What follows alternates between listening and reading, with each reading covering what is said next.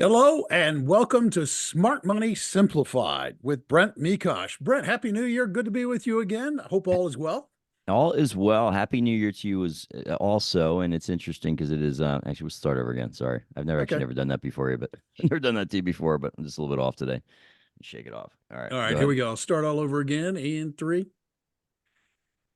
Hello and welcome to the Smart Money Simplified podcast with Brent Mekosh. Brent, Happy New Year. Good to be with you again. Happy New Year to you as well. It's January 5th, and we are back at it. How was your New Year's? Did you do anything special? It was our Christmas was wonderful, and then the grandkids got us sick. So New Year's was a little subdued around There you go. here. I think I've got a little bit of that today, so I'm going to apologize in advance. My voice is a little bit raspy. We had a wonderful Christmas actually. We ended up having Excellent. 17 people at the house. It was one of those situations where about a week before Christmas, we had 7 or 8 people that were going to come by, and then my wife just started collecting people, as Christmas Day arrived. But we had a full house. It was great. Great. I'm a big one for staying home New Year's Eve, and so we stayed home and cooked. And I think everyone but me was in bed by about 9:30. I did make it till 12 because I felt obligated to do so. But here we are, start of the new year, and pressing forward. And whatever crud you had around the holidays, it's slowly descended upon me this week, I think. Oh man, I'm sorry. I'm sorry because it's been a bear. It's been 2 weeks at our house. So what's on the table today? I'm fired up today. We have a really fantastic guest. I have Rachel Lebowitz, and I'm going to look right at her LinkedIn profile as I introduce her here, because she touts herself as the wife of a driven entrepreneur, Hmm. empowering COOs around the country. She's an author. She is a speaker. She is a professional EOS implementer. For people that don't know what EOS is, I'm sure we're going to talk about that today. And she's also the mom of 3 young entrepreneurs in the making. And we had the good fortune to meet in December. We spoke a little bit offline that final week of December coming into January, and she's got something really, I think, that's going to be very very powerful for people that are listening that are either entrepreneurs themselves or married to entrepreneurs. And she is developing something called the Driven Spouse Forum, and I'm sure we're going to talk a lot about that today. But Rachel, I know you're super busy, so I really appreciate you taking time to talk to Bill and I. And first, did I introduce you okay, or is there anything you'd like to add to that? You did a perfect job. Nothing needed to add. All right. Well, give us a little bit of your background away from just the intro that I sent out there. Sure. First of all, thank you so much for having me here. This is the first podcast that I'm doing about the Driven Spouse Forum, so I am super excited to put this out into the world. It's so important for me that this message gets out there. A little background about me. I grew up in an entrepreneurial family, so my parents had a business. So I've seen the dynamic of couples in business from a very young age. I always, I was always fascinated by how, like, when I think back, I'm like, who really drove the business? Was it my mom or my dad? I can't tell, because Yeah. like one gave advice, the other one was working in the business, but then my mom would go down at night and put together orders, right? Um, Also, most fascinating for me was to watch how employees acted very differently when my parents were around versus when they weren't. It's got me to go and study business behavioral science, which came in very valuable as a EOS implementer. I feel like being an EOS implementer encapsulates, it's all about human energy, and I'm gonna get to that in a minute. Fast forward, met my husband, got married, and we acquired this business called Polycraft. We print on flexible packaging, so we do like potato chip bags, bread bags, pillow bags. We print those bags. We bought the business and, was doing okay, but being my husband is very creative guy, he grew the business very fast. At one point, we felt like the wheels were falling off the bus. That's when we found what EOS is. EOS is the Entrepreneurial Operating System. It was founded by Gino Wickman. And the idea of this system is to get everybody in the company on the same page about where we're going and how we're going to get there. Oftentimes, entrepreneurs wake up in the morning and they're so excited. They feel like they can accomplish the world. And I get that. Like my husband would wake up and be like, oh, I'm so excited. I'm going to do this. I'm going to do that. And about like at 1 o'clock in the afternoon, he would call me. He would sound very down and he'd be like, never mind, I'm selling this thing. Right. All in And one day. then, Yeah. And then at like 5 o'clock, I would get a call and he's like, I have this freaking brilliant idea. I'm gonna buy back at a loss. Right. So there's All in one day. all in one day. So the ups and downs of a visionary, when you have a system in place that tells you, okay, when I had that moment of sanity, I made the decision that within a year, I'm going to grow the business to X amount. I'm going to improve my processes. And then you have the people in your leadership team and beyond all understanding your goals and getting on the same page with accountability, where everybody on every day, week, month is consistently executing on that vision. You create an open, healthy, cohesive environment where you are just growing because you are so healthy. So Well, that is what EOS does. yeah, I think in terms of EOS, and you're talking obviously about the EOS, same system outlined in the book Traction, correct? Correct. Yeah, that's a book that was a fourth quarter read for me, and actually we're going to be seeking to implement that in our organization over the course of the following year. So it all makes sense, because particularly an issue that my team here, which they're absolutely fantastic and wonderful, and some days I don't know how they deal with me. They don't always know what's going on in my brain. Like, I've got this plan that I want to implement, but I haven't brought them on the ride, and they're not always as clear as I should have them about what the goals are, what the objectives are, where we're trying to take it. It's powerful 100%. stuff. Yeah. Right. So my motive for becoming an implementer was about, helping more businesses, but actually helping those business owners' families. Because when a business owner has clarity and when they're not all over the place, at the end of the day, they go home to their spouse and they're just a better spouse. It totally changed our marriage. It changed our life. Right. And so tell me that when your husband was really growing the business, you were there supporting him as well. There were some hiccups. How did that off and on and that sort of passion around the business impact your marriage, being Ooh. on the other side of that? So oftentimes when entrepreneurs are building businesses, they get super hyper focused on that growth, on that goal. And as a spouse, I felt like the business gets the best of you, I get the rest of you. They arrive home tired, uninterested. Like, if I want to talk about my child that's not feeling well, or my client that had this funny story happening, they're like exhausted. They're like, I really don't care. I just want to go to bed. Right. So there's that disconnect that can happen. And we had to work very hard not to, you know, fall apart and create that gap that would be irreparable in some marriages. I mean, did you feel like I finished last quarter also, I read Isaacson's book on Elon Musk, which is absolutely fantastic. And we're probably talking, at least in my view, the greatest visionary of my lifetime. And that's, you encompass Jobs and a lot of other people involved in that. I think Musk is the guy. All of his personal relationships in terms of marriages are wildly dysfunctional.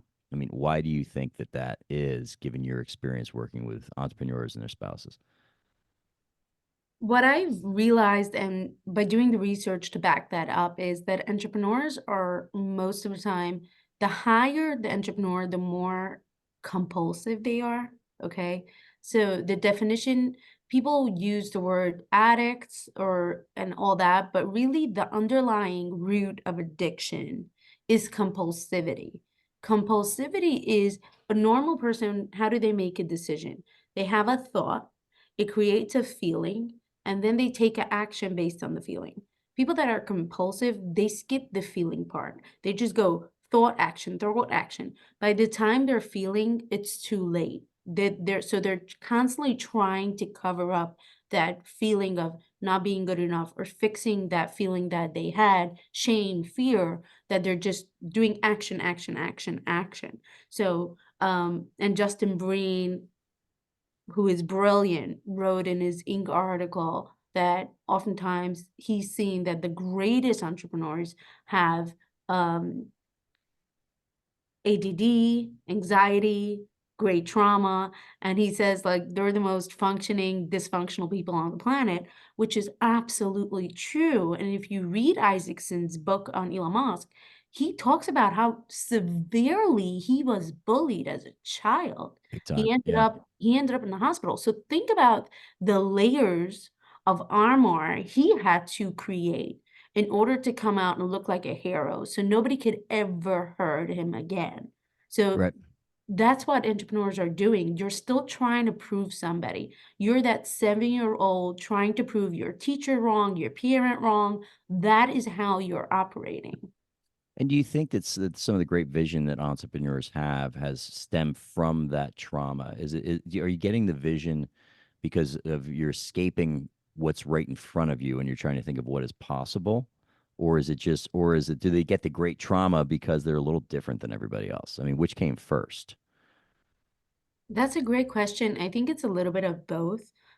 Based on Dr. Doug Brackman, author of Driven, he is a genius and he does a lot of work around neuroscience. And he says that the brains and the DNA of driven people are different. The D2, D4 gene that is responsible for registering dopamine is mutated in people that are driven, which means that their brain doesn't recognize that they've got enough dopamine. So they're constantly looking for more. Dopamine is the same chemical you receive when you do drugs and when you drink and all that other stuff. So it kind of, that confirmed to me that entrepreneurs fall into the category of addicts because it's all about dopamine. And so instead of using drugs or whatever the chemical is they're using, the world around them almost as a giant source of dopamine by molding it and changing it into what they want. I often say that entrepreneurs, the world is their casino. Yeah, that's a great way to put it. Now, here's what's interesting. So if you look at, EOS framework, you've got your visionary, which is the what and the why, like where are we going to go? Why are we doing what we're doing? Now you are an implementer married to a visionary. And implementers are kind of the who in the house. So you've got the dreaming up here, you've got real life and the real world right here. And going back to Isaacson's book on Musk, Musk had very famously at this point, I think now said to one of his first wives that if you were my employee, I would have fired you like 10 times already, or something, paraphrasing, but something to that effect.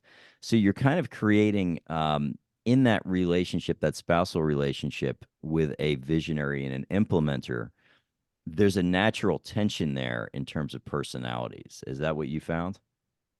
Yes, but I'm going to correct you on the wording. Okay, so there is visionaries and then there's integrators. So Okay, that's the second in command of a visionary, a COO. right. An implementer is a coach you hire for your business to Thank help you. you Yeah. implement EOS. Naturally, as a person, I am a visionary. I have a 7 quick start. So our life is pretty fascinating. I think my kids will be able to write a book on the life that they grew up in because 2 spouses, both having high quick starts. My husband is a 9 and I'm a 7.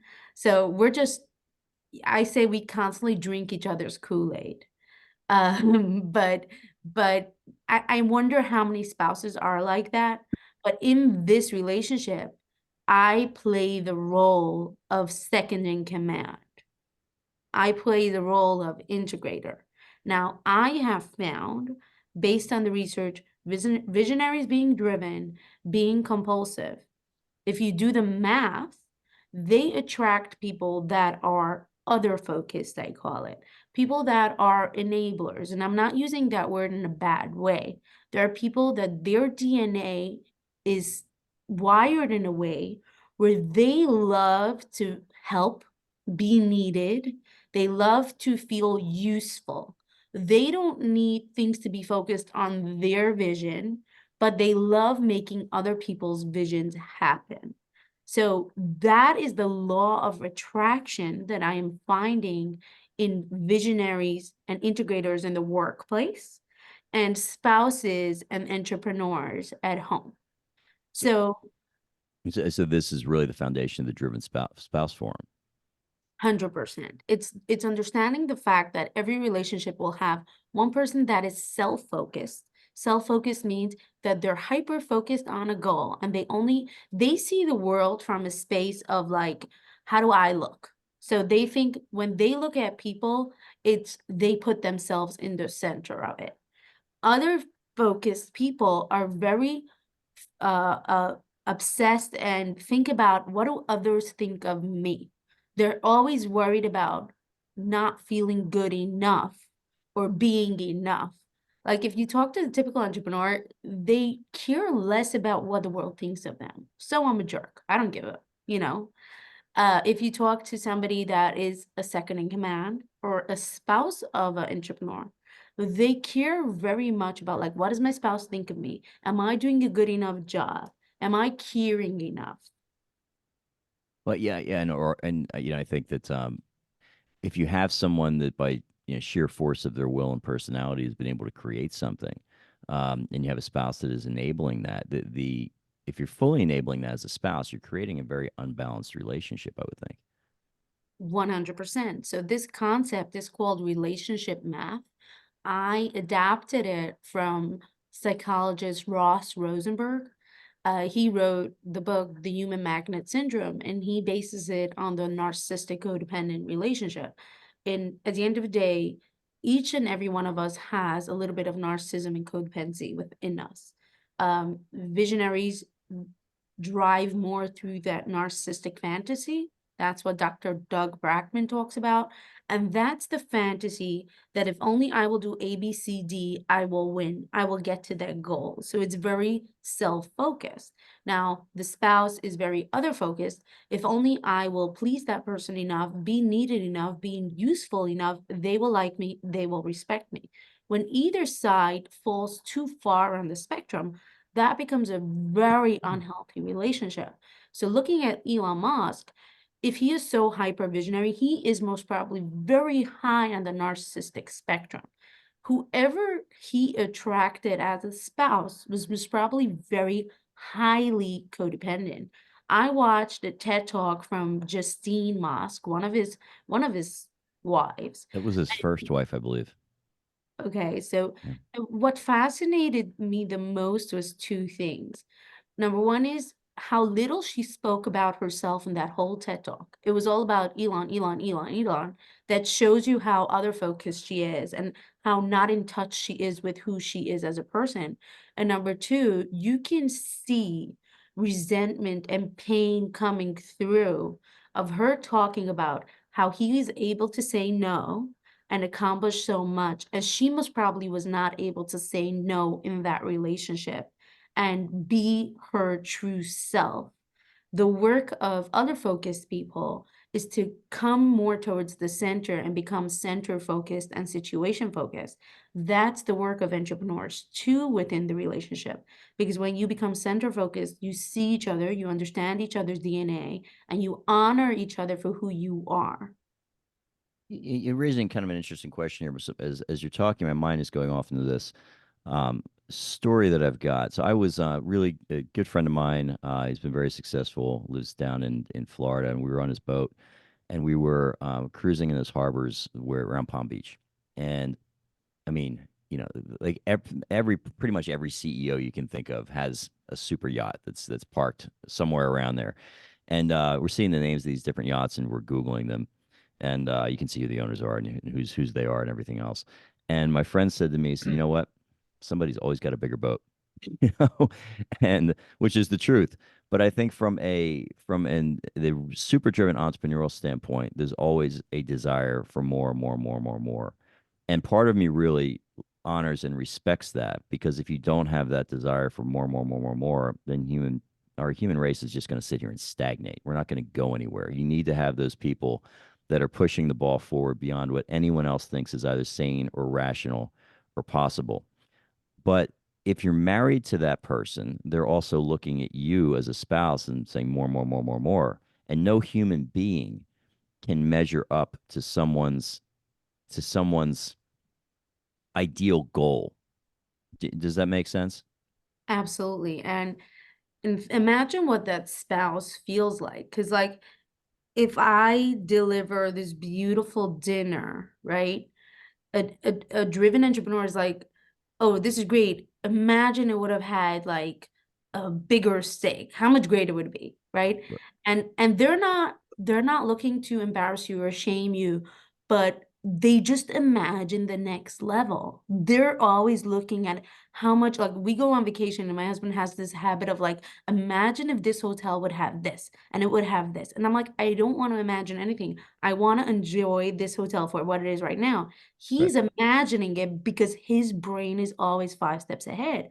But if I made the booking, I feel like I can't please him. Can't please them. Yep.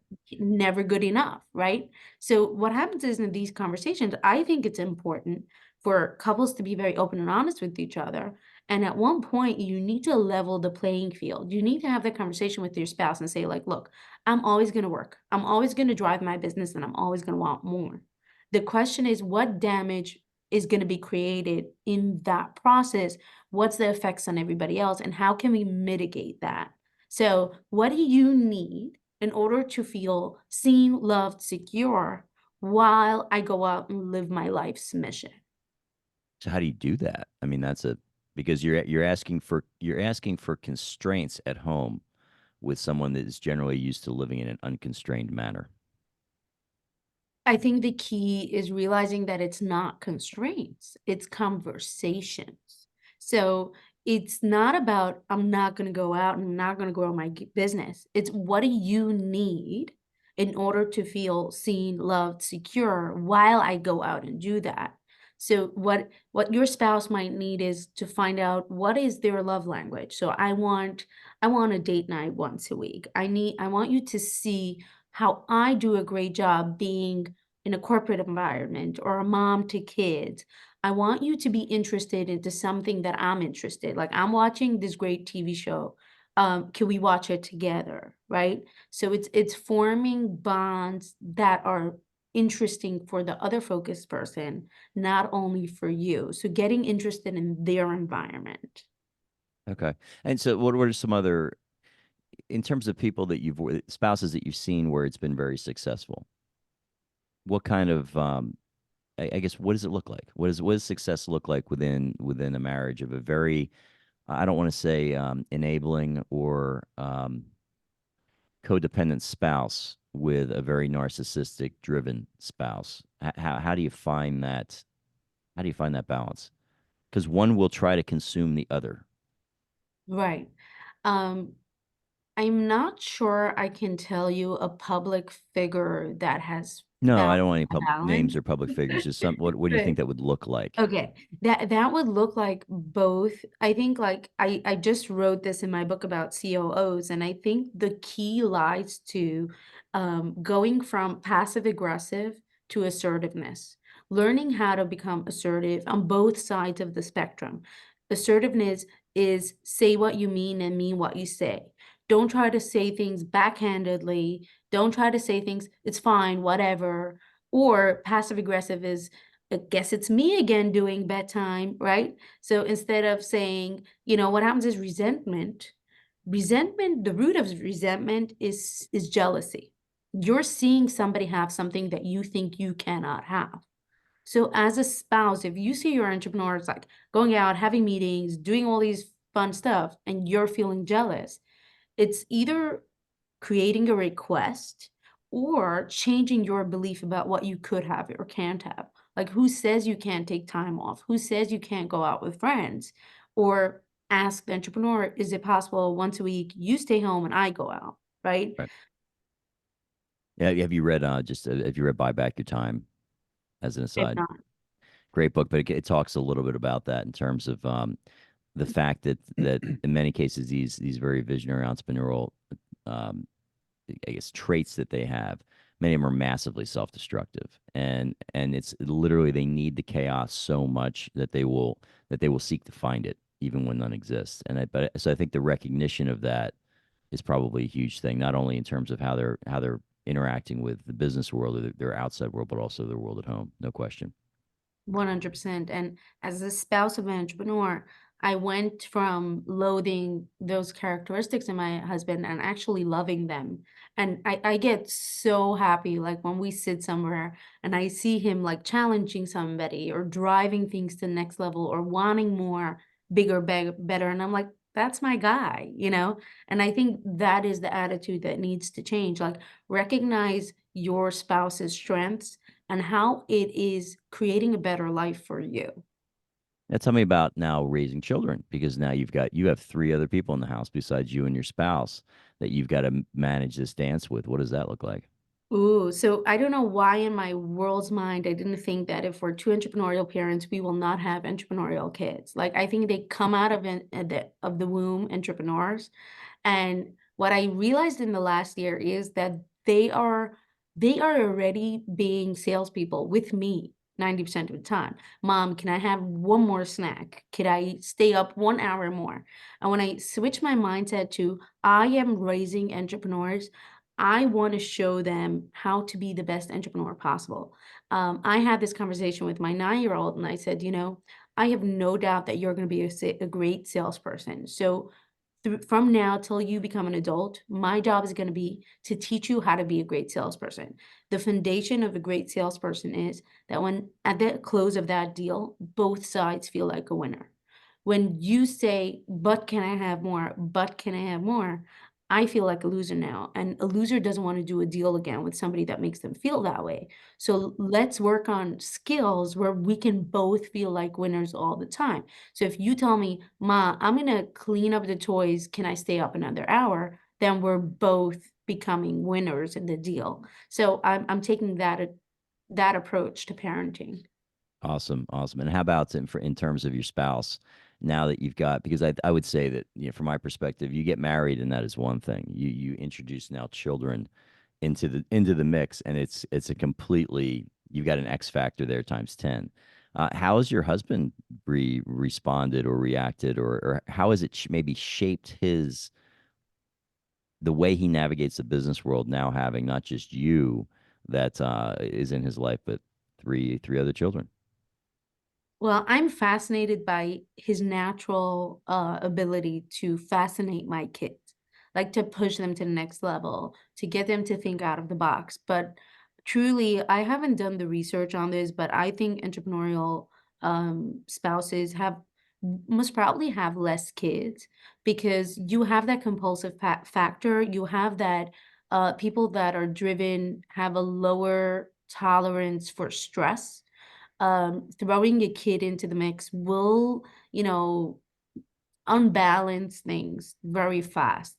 I think we're not talking enough about male postpartum depression. We're not talking enough about, a female has a baby and everybody understands that she is tired, can't make dinner, overwhelmed. If the guy's an entrepreneur and his wife has a baby and he still has to hold down a whole business, come home and help out and be emotionally there for his wife, that's a lot. And I think that most entrepreneurs cannot handle that. And so how do they respond to that when put in that position? They create more chaos. I have seen that time and time again. They'll decide that's a great time to buy another business, to invest in something stupid. It will most probably be stupid because they are desperately trying to create control. So they're not thinking through it. They're in that compulsive place, right? Right, So right. they're gonna do compulsive stuff. They might get into an addiction. Naturally, entrepreneurs are attachment avoidant. So they run away from emotions, connection, intimacy. When they are put in a place where somebody needs them, it's very scary for them. Entrepreneurs don't like to feel needed, so they're going to run away. I don't have a good answer here, to be honest. So, but let's say that you're listening to this now, and this is resonating. You are an entrepreneur, and you've got some things that you need to square away at home, or maybe there is underneath some of the narcissism. There's a recognition that you could be doing a better job making your spouse feeling more safe, feeling more needed, feeling more respected. Or you're the spouse of an entrepreneur, and you're like, wow, this is my guy or my woman. This is the person that I'm married to. What do you do now? Sure. I just want to make one comment that there's two types of narcissists. There is narcissists that are wired psychologically in their brain, DNA type of narcissists. Those people never change. But then there's chemically induced narcissism. Most entrepreneurs are chemically induced, meaning that dopamine is causing narcissism. As soon as you have self-awareness and you're coming down from that scale, this is totally changeable. Seen it in my life. I've seen it in so many other couples where all you got to do is switch from like, am I being self-focused or other focused here? right? So I talk about entrepreneurs understanding that their spouses want, like understanding what each and every one of you want. As an entrepreneur, you want to win, and your most important drive is freedom. You became an entrepreneur, you worked for somebody else, and you said, nobody should tell me what to do, and I can do this bigger, better, faster, quicker, correct? Right. So when you understand that that's what drives you, you understand your spouse is being driven by, they want to be seen and needed, then you can have that conversation. You can facilitate having a healthy conversation and a marriage because you both now understand what each other's wants. So a spouse, if they understand that my husband's biggest drive is freedom and winning, I can use that in my conversations. I can say like, wouldn't it be a fabulous idea if you took time off and we would go on this big trip and we would have so much fun as a family, right? That's a win. You show them the win. Every entrepreneur wants to win. Right. Well, I think you made a really great distinction between a pure narcissist and a chemically driven narcissist, because that's an important one. There are truly some people out there that will never get it. But I think that when you talk about that other level, chemically driven level of narcissism, it's almost, all of us have had those times in our life where maybe we're trying to learn a new skill. None of it makes sense, doesn't make sense, doesn't make sense, and then suddenly you're presented with just a slight change in the way of looking at things, and the entire world opens up. And now you can do things you could never do in the past. And I do think relationships are often like that as well, where you might be banging your head against the wall in one case with a person. It could be a client, it could be a spouse, it could be a child, and then all of a sudden you just flip that lens a little bit and provide there's an openness within you to recognize that, hey, you don't have all the answers and there might be another angle that I can attack this thing. Then things change completely. So I think that was a really important distinction. For people that are either interested in the EOS work that you're doing or learning more about the Driven Spouse Forum, how do they reach you? How do they contact you? Sure. So I wanna just say what I'm working on, and Yeah, I please. you haven't heard about that, I think, since last time we spoke. So what I'm working on is helping both sides. What does that look like? Oftentimes, entrepreneurs, they want the best for their spouse. They just don't, they're not capable or don't want to or don't have the time to go out of that circle of that center focused space to say, okay, what was my spouse need? And my challenge is also, how do we get other focused spouses to join the conversation, to get along the ride of self-growth? Because I think that's what's important. What happens is there's this gap that happens. Entrepreneurs are very much having the conversation right now about inner growth, self-growth. A strategic coach is talking about it. Genius Network is talking about it, right? We're all talking about self-development, but that conversation isn't reaching the spouses.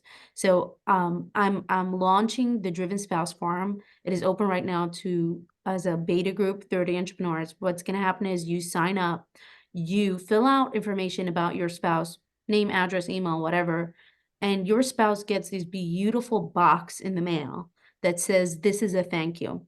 And it's a thank you from you, the entrepreneur, to show your spouse how much you care and love and want to build a relationship with them. Your spouse then goes online and fills out a survey about what they love: color, smell, spaces, restaurants, what kind of aesthetic they have.